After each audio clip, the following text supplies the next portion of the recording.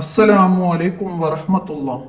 Third standard ഖുർആൻ തദ്രീബു തിലാവയുടെ ചോദ്യപേപ്പറാണ് നമുക്ക് ഇന്ന് കഴിഞ്ഞ എക്സാമിൻ്റെതാണ്. അപ്പൊ ഏതൊക്കെ ചോദ്യങ്ങളാ വന്നത് എന്ന് നോക്കാം. അപ്പൊ എന്താണ് ഇവിടെ വന്നത്? കലിമത്തുൻ സബഖത്ത്, തൻവീനു ശേഷം സീന് വന്നിട്ടുണ്ട്. അതെന്താണ്? ഇഖ്ഫാന്റെ ഉദാഹരണമാണ്. അപ്പൊ നമ്മുടെ ഇഖ്ഫാ എന്നതിൽ ടിക്ക് ചെയ്യണം. പിന്നെ തവ്വാബുർ റഹീം, തൻവീനു ശേഷം റാ, ഇദ്ഗാമും ബിലാവുന്ന. പിന്നെ അയ്യഅ്കുലു, നൂനു ശേഷം യാ, ഇദ്ഗാമും ബിഉന്ന.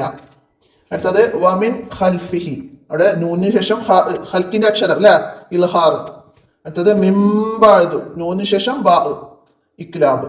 അപ്പൊ ഇതൊക്കെ എല്ലാവരും കുട്ടികൾ ശരിയാക്കിയിട്ടുണ്ടാവും. സിമ്പിൾ ആയിട്ടുള്ള കാര്യമാണ്. നമ്മൾ റിവിഷൻ ചെയ്തതിലും ക്വസ്റ്റ്യൻ പേപ്പർ മോഡൽ വിട്ടതിലൊക്കെ വിശദമായിട്ട് പറഞ്ഞിട്ടുണ്ട് അല്ലെ. അടുത്തത് എന്താണ്? ഹുറൂഫുൽ ജൗഫ്, മധ്യായ അക്ഷരങ്ങൾ, വായുടെ ഉൾഭാഗത്ത് നിന്ന് വരുന്ന മധ്യാക്ഷരങ്ങൾ. ഓരോ ഉദാഹരണം തന്നിട്ടുണ്ട്. അതിന് മധ്യാക്ഷരങ്ങൾ ബോക്സിലേക്ക് എടുത്ത് എഴുതണം. ഏതാണ്? ഊഹിയ. ഊഹിയ എന്നതില് ഏതാണ്? വാവ് മാത്രമേ എഴുതാൻ പറ്റുള്ളൂ, യാ എഴുതാൻ പറ്റൂല. യാ ഹർക്കത്തുൽ അക്ഷരാണ്, മധ്യക്ഷരം മാത്രമേ എഴുതാൻ പറ്റുള്ളൂ. ഇത് നമ്മൾ മോഡലിൽ പറഞ്ഞ ചോദ്യം തന്നെയാണ് അല്ലെ. അടുത്തതോ യഹ്ദീ, യഹ്ദീ എന്നതിൽ യാ എടുത്ത് എഴുതാം. അടുത്തതോ സമീന, സമീന എന്നതിൽ അലിഫ് എടുത്ത് എഴുതാം. ഓക്കെ, അത്രയാണ്. അപ്പൊ ഫസ്റ്റത്തേല് വാവ്, രണ്ടാമത്തേല് യാ, മൂന്നാമത്തേല് അലിഫ്. അടുത്ത എന്താണ്? താഴെ തന്ന ഉദാഹരണത്തില് ഹൽക്കിന്റെ അക്ഷരങ്ങൾക്ക് റൗണ്ട് ചെയ്യാനാണ്, വട്ടം വരച്ചു കൊടുക്കണം. ഇവിടെ ഫസ്റ്റ് സോഹിബുൻ എന്ന് തന്നിട്ടുണ്ട്. അതില് ഹ ആണ് ഹൽക്കിന്റെ അക്ഷരം. ഹൽക്കിന്റെ അക്ഷരം ഹ ആണ്. അപ്പൊ അതിന് നമുക്ക് റൗണ്ട് ചെയ്ത് കൊടുക്കാം. പിന്നെ തോൻ, അവിടെ ഓയിന്, ഓയിനാണ് ഹൽക്കിന്റെ അക്ഷരം. ഇൽഹാറിന്റെ അക്ഷരം നമ്മൾ പഠിച്ചിട്ടുണ്ട് അല്ലെ.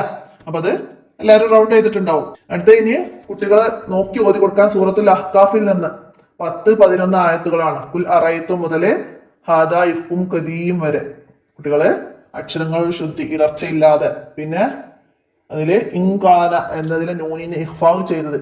അതേപോലെ മിൻ ഇൻദില്ല എന്നതിലെ നൂനിനെ ഇൽഹാർ ചെയ്തത്. മിംബനി, അവിടെ ഇക്ലാബ് ചെയ്തത്. ഇന്നല്ലാഹ് ഷദ്ദുള്ള നൂനിനെ ഉന്നത്ത് ചെയ്തത്. ഹൈറമ്മ, അവിടെ ഷദ്ദുള്ള മീമിനെ ഉന്നത്ത് ചെയ്ത്.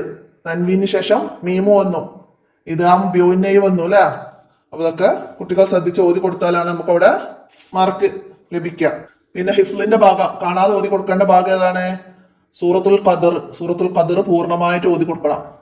പിന്നെ റബ്ബന അഫ്രിഗ അലൈന മുതല് അലാ ഖൗമിൽ കാഫിരീൻ വരെ നമ്മള് തദ്രീബു തിലാവയില് പഠിച്ച ദുആഇന്റെ ഭാഗം അല്ലെ.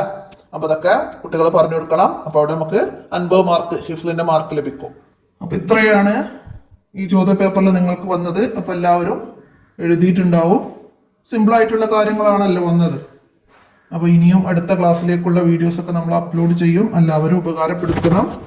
കൂട്ടുകാർക്കൊക്കെ വീഡിയോ ഷെയർ ചെയ്തെടുക്കണം. നിങ്ങളുടെ വിലയേറിയ സപ്പോർട്ടാണ് നമ്മളുടെ വിജയം. അസ്സലാമു അലൈക്കും.